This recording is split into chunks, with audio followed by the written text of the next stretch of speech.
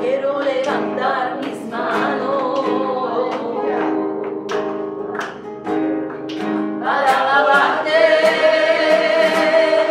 para adorarte, para glorificar tu nombre santo. Aleluya.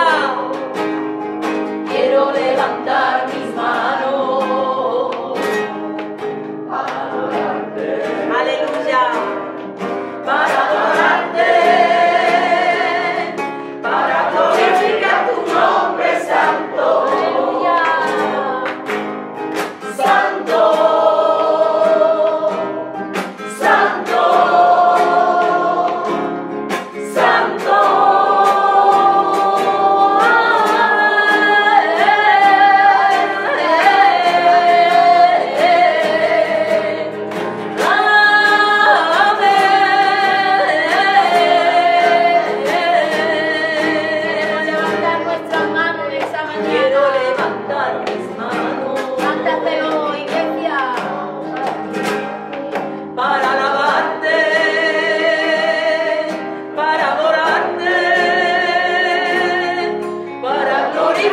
Tu nombre santo, quiero levantar mis manos para alabarte, para adorarte, para glorificar tu nombre santo, santo, santo.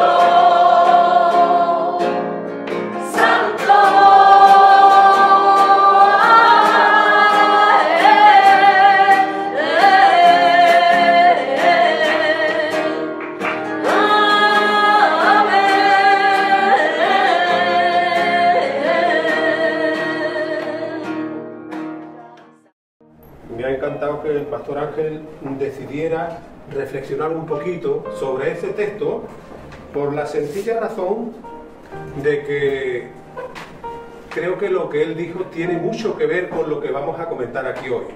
Él decía que cantar, adorar, alabar, levantar las manos en todo tiempo significa que tenemos que estar en todo tiempo en la presencia de Dios. Porque no podemos estar cantando, orando, levantando las manos y haciendo todo lo que se suele hacer cuando uno alaba a Dios y luego no estar en comunión con Dios. Y dicho esto, mis hermanos, me gustaría hablar de un tema que, como digo, mucho tiene que ver la apertura de esta mañana. Y quiero deciros que dentro de lo que se conoce como cristianismo bíblico, existe un concepto muy equivocado sobre lo que significa seguir a Cristo o ser cristiano. Porque seguir a Cristo o ser cristiano no significa seguir a una determinada iglesia, pertenecer a una determinada iglesia, ni siquiera tampoco seguir o tener una religión cristiana. Eso no significa ni ser cristiano ni seguir a Cristo. Tampoco significa seguir a Cristo, ir a ver de cuando en cuando a un super predicador que esté de moda o moderno en estos tiempos para escuchar cómo predica. Ser cristiano, insisto, no significa nada de eso. Seguir a Cristo no significa nada de eso. Sino que, como decía un antiguo catecismo que hay por ahí y que yo estudiaba de chiquitito hace ya casi 60 años, ser cristiano significa estar sometido a la disciplina y al señorío de Cristo. Eso significa ser cristiano.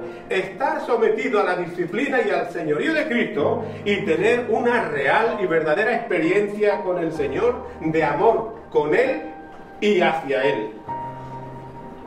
Una de las películas más taquilleras del siglo XX fue una que se hizo con muy bajo presupuesto. Se sacó más dinero de lo que preveían. Mucho más dinero de lo que preveían los directores. Y como digo, fue una película de muy bajo presupuesto. Es decir, que no fue una superproducción como el Titanic, Avatar, Ben-Hur o Lo que el viento se llevó. No fue una superproducción como ninguna de esas, solamente fue una simple historia de amor. Una historia que los periódicos más prestigiosos del mundo en aquellos días, en aquellos momentos, los periódicos más famosos consideraron esa historia, esa película, como la historia más importante y más grande del siglo XX. Pero dicho esto, quiero deciros algo que nunca deberíamos olvidar. Aunque aquella historia de esa película de bajo presupuesto fuera la historia más importante y más grande del siglo XX, es posible, insisto, que esa historia fuera la historia más grande del siglo XX, pero la historia más grande jamás contada, la historia más grande de todos los tiempos, se pueden resumir con 30 palabras que el monje Martín Lutero definió como la Biblia en miniatura. O como diría yo, el resumen más perfecto y completo de lo que es el Evangelio. 30 palabras que tiene el versículo 16 del capítulo 3 del Evangelio de Juan. Y en ese capítulo podemos ver esas 30 palabras que reflejan el amor más grande, la historia más grande jamás contada y de más amor de todos los tiempos. Así dice ese texto, que seguro que todos conocemos. Porque de tal manera amó Dios al mundo, que dio a su Hijo unigénito, para que todo aquel que en Él cree no se pierda, sino que tenga vida eterna. Insisto, porque de tal manera amó Dios al mundo, que dio a su único Hijo, para que todo aquel que en Él crea no se condene, sino que tenga vida eterna. Y quiero deciros, mis hermanos, que esa es la historia más grande de todos los tiempos, porque comienza con la expresión, porque de tal manera amó Dios al mundo. Por eso, ahora, quiero preguntaros, ¿somos capaces, hay alguien aquí que sea capaz de imaginar cuál es el significado de esa expresión de tal manera? ¿Hay aquí alguno que sea capaz de explicar qué significa ese de tal manera? Pues hermanos míos, ese de tal manera significa que no hay inteligencia humana ni inteligencia artificial que sea capaz de medir la grandeza del amor de Dios. Así de sencillo. Y quiero deciros algo. ¿Os imagináis a Felipe VI o a Carlos III de Inglaterra despojándose de su riqueza y convirtiéndose en un mendigo para favorecer a sus súbditos? Y que lo haga por amor. ¿Os imagináis a cualquier rey del mundo que se haga mendigo para favorecer a los que gobiernan y que lo haga por amor? Pero fijaros qué es lo que dice la Biblia del Rey de Reyes y del Señor de los Señores. Porque ya conocéis la gracia de nuestro Señor Jesucristo, quien por amor a nosotros se hizo pobre siendo rico, para que a través de su pobreza nosotros fuésemos enriquecidos. Tiene tela. Se hizo pobre siendo rico. ¿Para qué? Para que nosotros, a través de su pobreza, fuéramos enriquecidos. Por lo tanto, hoy quiero hacer una pregunta muy importante. ¿Hemos reflexionado alguna vez sobre el amor de Dios y que su amor es la historia más grande de amor que se conoce? ¿Hemos reflexionado alguna vez de verdad, con los pies en el suelo y con la mente y con el corazón, que la historia del amor de Dios es la más grande de todos los tiempos? En muchas ocasiones me preguntaban, y me siguen preguntando, Ramón, ¿se puede demostrar científicamente la existencia de Dios? Y cuando me preguntan o me han preguntado eso, yo siempre he respondido de la misma manera. Es imposible demostrar a Dios científicamente, porque no podemos meternos en un laboratorio, ponernos una bata blanca, alborotarnos el pelo, que yo no tengo, con unas gafitas así redonditas estilo John Lennon, con cara de loco, y decir, aquí está, ya lo demostré, aquí está Dios. Eso no se puede hacer.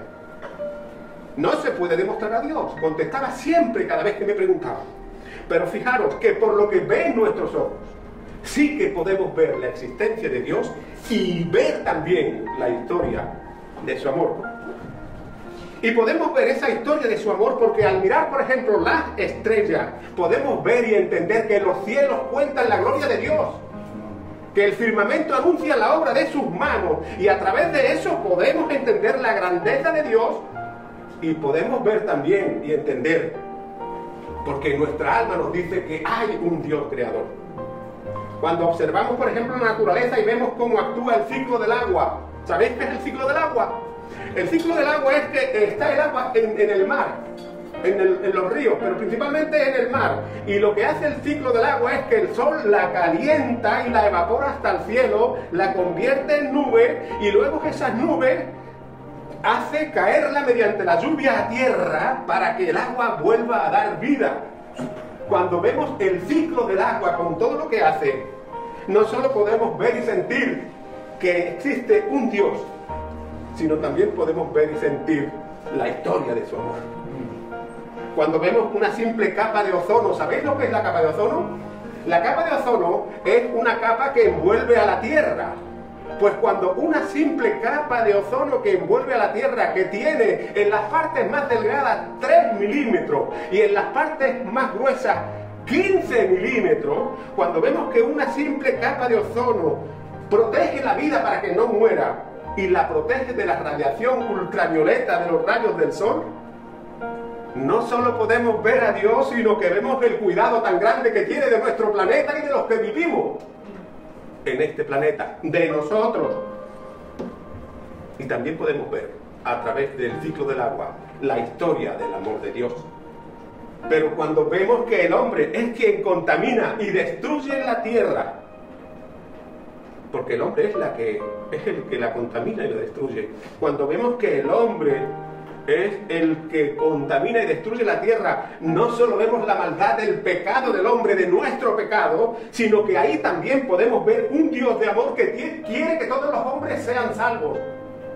Quiere que todos los hombres se salven y que todos, absolutamente todos, lleguemos al conocimiento de la verdad.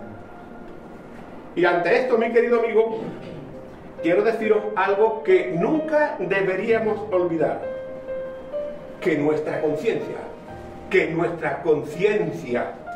nuestro corazón nos da una buena razón para creer en la existencia de un Dios y ver la historia de su amor. Es decir, que aunque nuestra mente se rebele contra nosotros y nos susurre al oído que no hay un Dios, nuestra alma no solo nos dice que hay un Dios, sino que también podemos ver y sentir la historia de su amor. Y la verdad, hermanos míos, aunque es cierto, porque lo es, que mucha gente, muchísima gente de la que vemos, de la que nos encontramos diariamente y hablamos con ella, aunque mucha gente se considere agnóstica o atea, porque cuántas veces, seguro que más de uno de los que estamos aquí, tenemos la experiencia de que hemos hablado con alguien y no, yo soy agnóstico, no, yo soy ateo, y la palabra esa, agnóstico, se utiliza mucho. El agnosticismo es, ¿tú crees en Dios? Pues bien. ¿No crees? Pues bien. Es decir, que ni le va ni le viene. Cuando vemos que hay mucha gente en el mundo que se considera ateo o agnóstico, también es cierto, mis hermanos, que aún en el fondo de los corazones de esas personas hay una parte de la esencia de Dios. Hay una parte de la esencia de Dios, a pesar de todo lo ateo o todo lo agnóstico con lo que se identifiquen. Y esto, mis hermanos, es así, porque hasta cuando el ateo más ateo de todos los ateos pasa por una situación difícil o tiene, por ejemplo, una enfermedad terminal, muchos de ellos dicen: Señor, ayúdame. Eso lo hace la presencia de Dios, por mucho ateo o agnosticismo que quiera tener. Por lo tanto, mis hermanos, todo el mundo tiene conciencia de Dios. Y todo el mundo tiene conciencia de Dios porque la Biblia dice que fue Dios quien puso eternidad en el corazón del hombre. Es decir, que el hombre no es un ser espiritual así por las buenas, Porque podemos mirar cualquier ser vivo que hay encima de la tierra, como por ejemplo esos que equivocadamente dicen que nosotros venimos de esos animales, como los monos. Podemos ver a los monos, a los gorilas, a los delfines, que dicen que son los más inteligentes, y ninguno de ellos tiene un sentimiento de eternidad.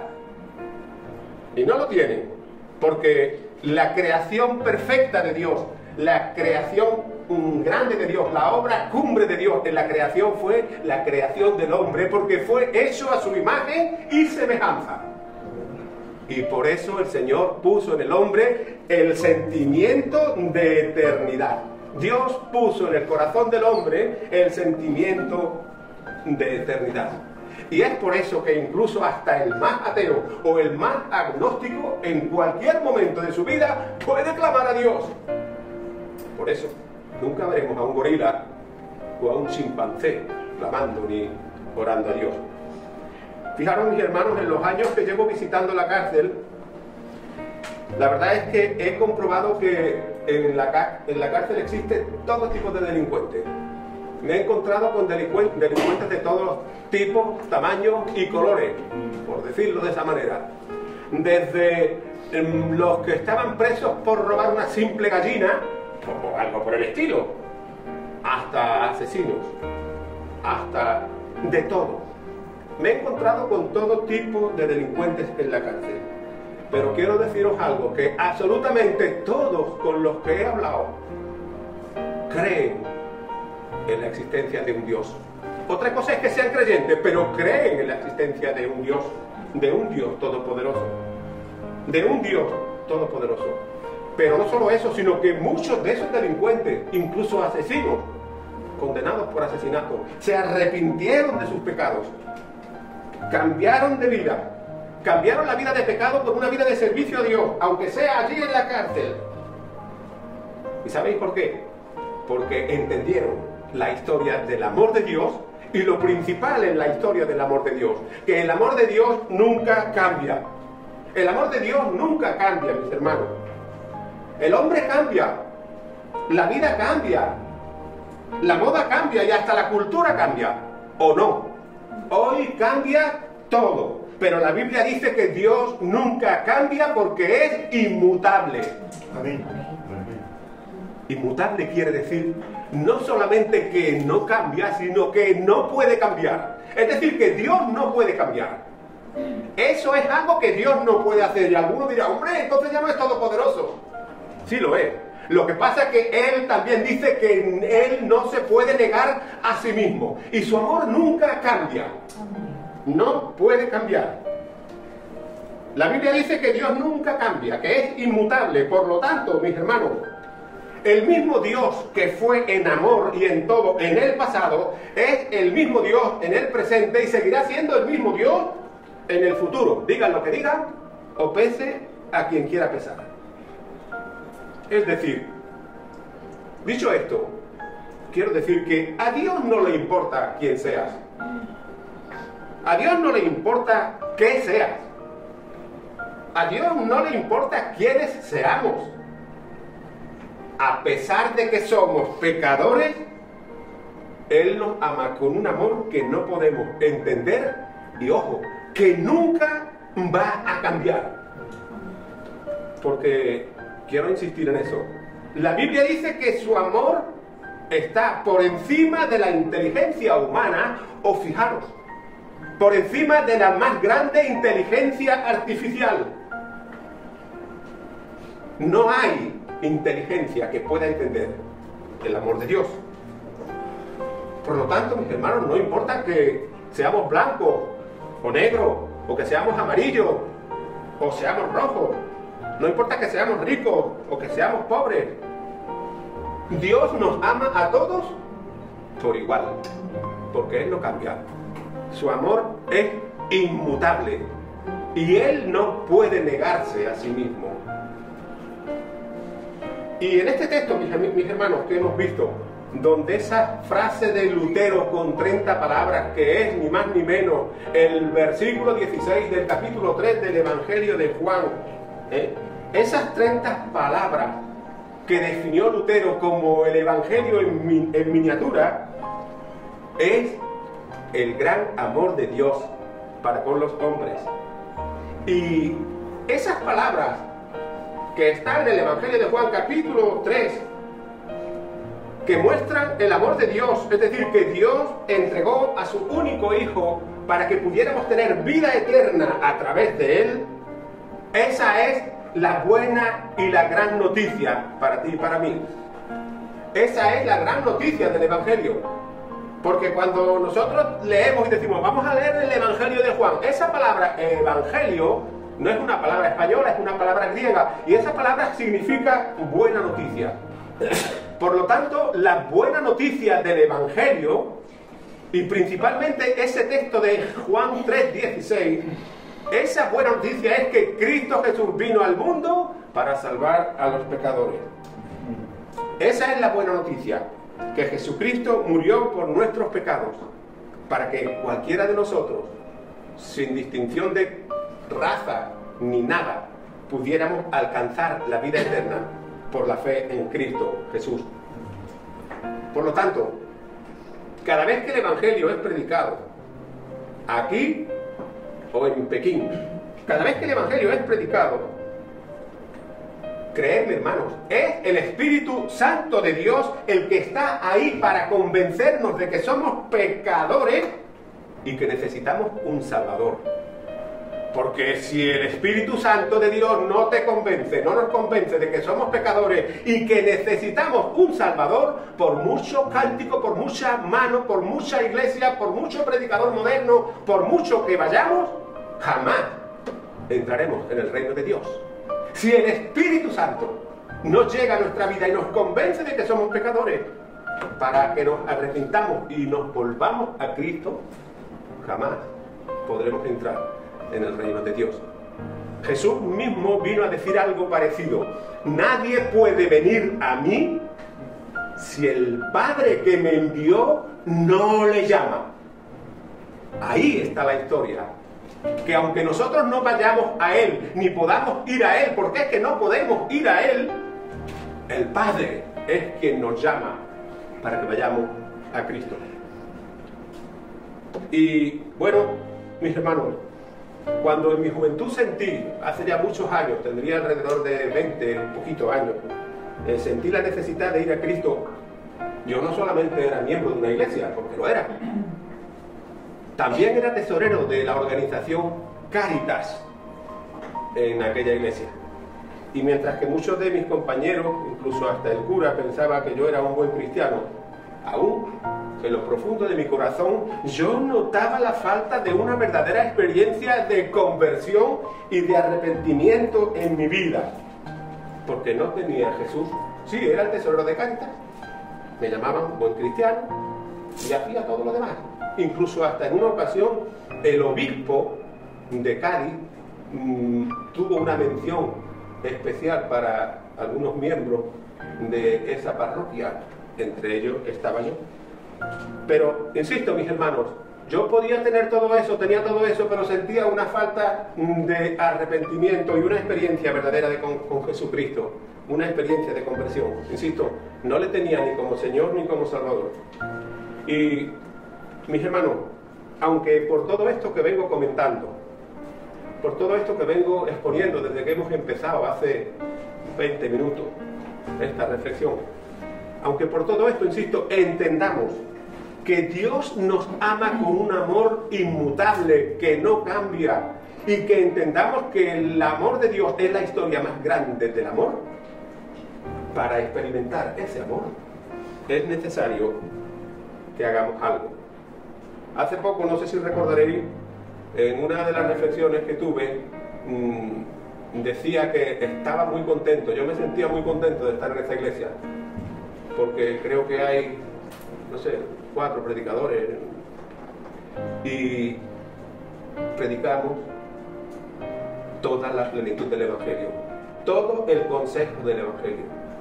Lo que le falta a uno, lo predica el otro, lo que dice el otro, lo completa el tercero, y lo que le falta al tercero, lo completa el cuarto. Estoy muy contento, de verdad, mis hermanos, por estar en esta iglesia, por la multiforme gracia de Dios que se manifiesta a través de alguna manera de 4 predicadores y que predicamos todo el consejo del Evangelio. No rehusamos a predicar nada que no esté en el Evangelio. Así que, mis hermanos, es necesario para experimentar esa historia de amor, para que podamos tener esa historia de amor en nuestras vidas y podamos experimentarla como el hijo pródigo experimentó el amor de su padre allí en aquella cocinera, por decirlo de alguna manera, porque estaba apacentando cerdo. Para experimentar esa historia de amor y ese amor de Dios es necesario que el ser humano, que el hombre, que la mujer haga algo. Lo primero, arrepentirnos de nuestros pecados. Arrepentirnos de nuestros pecados. Y debemos arrepentirnos de nuestros pecados porque Jesús dijo que debemos arrepentirnos. Y si alguien, porque esto es posible que mucha gente no sepa qué significa arrepentimiento. Si alguien se pregunta cuál es el significado de arrepentirse, bueno, pues que lo escuche muy bien porque ahora mismo se lo voy a decir. Arrepentirse quiere decir, fijaros, que hemos puesto nuestros pecados en el Señor, que hemos pedido perdón por nuestros pecados al Señor y que estamos dispuestos, ojo, y que estamos dispuestos a apartarnos del mal. Insisto, arrepentirse significa pedir perdón por nuestros pecados y estar dispuestos a apartarnos del mal. Todo lo que no sea eso no es arrepentimiento, no es conversión. Mucho cante, mucho baile, mucha mano por arriba, pero no hay salvación. Si no hay arrepentimiento, no hay salvación. Y entonces tengo que hacer la pregunta, ¿de verdad que hemos sido compungidos, nos hemos arrepentido de verdad, mis hermanos? Porque escucha muy bien lo que dijo Jesús: si no os arrepentís, todos pereceréis. Así lo dice, Él no se va con medias tintas. Si no os arrepentís, todos pereceréis. Por lo tanto, si no nos arrepentimos de verdad, el que no se arrepienta de verdad, pues se condenará por toda la eternidad. Aunque diga que es cristiano, esté en una iglesia cristiana, siga una religión cristiana o vaya a recibir las predicaciones del mejor superpredicador que exista. En la parábola del fariseo y el publicano, que está en Lucas 18, a partir del versículo 14, yo creo que aquí conocemos todo la parábola del fariseo y el publicano. Ahí en esa parábola podemos ver cuál es el verdadero arrepentimiento. La Biblia dice que 2 hombres fueron al templo a orar. Uno de ellos era fariseo y el otro era publicano. Y el fariseo, puesto de pie, levantando las manos y alzando las manos al cielo y la vista al cielo, decía: Señor, gracias te doy porque yo soy extraordinario y no soy como el inútil de este publicano que está ahí tirado en el suelo. Y mientras que el fariseo oraba así, el publicano, ahí tirado en el suelo, decía: Señor, ten misericordia de mí, porque soy un miserable pecador. Jesús nos contó esa parábola. ¿Y qué dice? Que el publicano, el que estaba arrastrándose por el suelo, el que se sentía un miserable, ese fue justificado delante de Dios. Segundo, arrepentirse también quiere decir que por la fe. Y esto es muy importante, hermano. Arrepentirse quiere decir que por la fe recibimos a Jesucristo como el Señor y el Salvador de nuestras vidas. Pero quiero insistir, recibir al Señor como el Salvador y el Señor de nuestras vidas quiere decir lo que el pastor antes comentó en la apertura, que no podemos estar aquí así si luego todo lo demás es asado. Y tercero, arrepentirse también significa, muy importante, que ante el mundo confesamos que Jesucristo es nuestro Salvador. ¿Quién es el mundo? El mundo es tu vecino. El mundo es cualquiera que te pregunte. Porque el mundo no es la Tierra, no es un planeta de tierra, no. El mundo se refiere a las personas que vivimos en el mundo. Arrepentirse significa también que ante el mundo confesamos que Jesucristo es nuestro Salvador, nuestro Maestro y nuestro Señor, y confesamos ante quien nos escuche, quien nos vea y con quien hablemos, que nuestros pecados fueron perdonados en la cruz donde Jesús murió. Eso significa arrepentirse. Y por último, mis hermanos, 25 minutos, 30, bueno, va a durar. Y por último, mis hermanos, si alguien entre los que estamos aquí en esta mañana, cada uno sabrá cómo está su corazón. Cuando yo estaba en aquella iglesia con 22 años, todavía no conocía, me parece que no conocía a Mari, mi mujer, o creo que sí, no lo sé. Pero yo estaba lleno, pleno. Yo le daba de comer, ayudaba a los pobres, le daba las comidas, todo. Pero no me sentía pleno. No me sentía pleno. No estaba arrepentido. No tenía a Jesús como Salvador. Por lo tanto, si alguien entre los que estamos aquí en esta mañana sabe y entiende que nunca se arrepintió de verdad de sus pecados, ni confesó a Jesucristo como Salvador y Señor, pues que sepa que hoy tiene tiempo de arrepentirse. Hoy también puede recibir a Jesucristo como Señor y Salvador, y que hoy puede ser salvado por toda la eternidad. ¿Por qué? Porque el amor de Dios es inmutable y nunca cambia. Fijaos lo que la Biblia dice a quienes nunca se arrepintieron de sus pecados. Es muy importante que lo entendamos. Hermano, fijaos lo que la Biblia dice a quienes nunca se arrepintieron de sus pecados. Y pone como ejemplo a los antiguos israelitas que no se arrepintieron. Anotad este texto, Hebreos 3:15. Lo voy a leer de una manera distinta para que se entienda a como literalmente nos dice nuestra Biblia. Pero fijaros lo que dice Hebreos 3:15, parafraseando el texto. Si escuchas hoy la voz de Dios, o la palabra de Dios, si escuchas hoy la palabra de Dios, no endurezcas tu corazón. Y sigue diciendo, no endurezcas tu corazón como hicieron en el pasado muchos rebeldes israelitas. Si escuchas hoy la palabra de Dios, no endurezcas tu corazón. No endurezcas tu corazón. Hermanos, yo no sé si entre los que estamos aquí en esta mañana, porque todos tenemos oído para oír, pero ¿realmente escuchamos lo que oímos? Porque muchas veces nos están hablando alguien y yo, que te estoy hablando, perdona, estamos oyendo, pero nuestro cerebro no está escuchando. No sé si entre los que estamos aquí en esta mañana hay alguien que sí, que tal vez haya escuchado o oído el mensaje del Evangelio muchas veces, pero tal vez nunca lo oyó. Si esa persona todavía está aquí, si está aquí, no lo sé, espero que no, y sabe que no se ha arrepentido de verdad, pues que se dirija a Dios, mis hermanos, que se dirija a Dios con una oración tan sencillita como esta que yo voy a hacer en estos momentos, y con ella concluyo.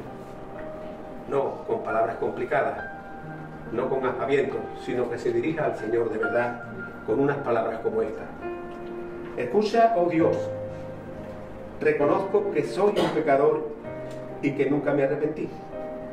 Y como nadie, sino tú y solo tú, puedes perdonar mis pecados, te pido que me perdones, porque estoy dispuesto a apartarme del mal y quiero recibir a Jesucristo como mi Señor y Salvador. En el nombre de Jesús. Amén. Muchas gracias, hermanos. Espero que este mensaje os sirva de bendición. Amén.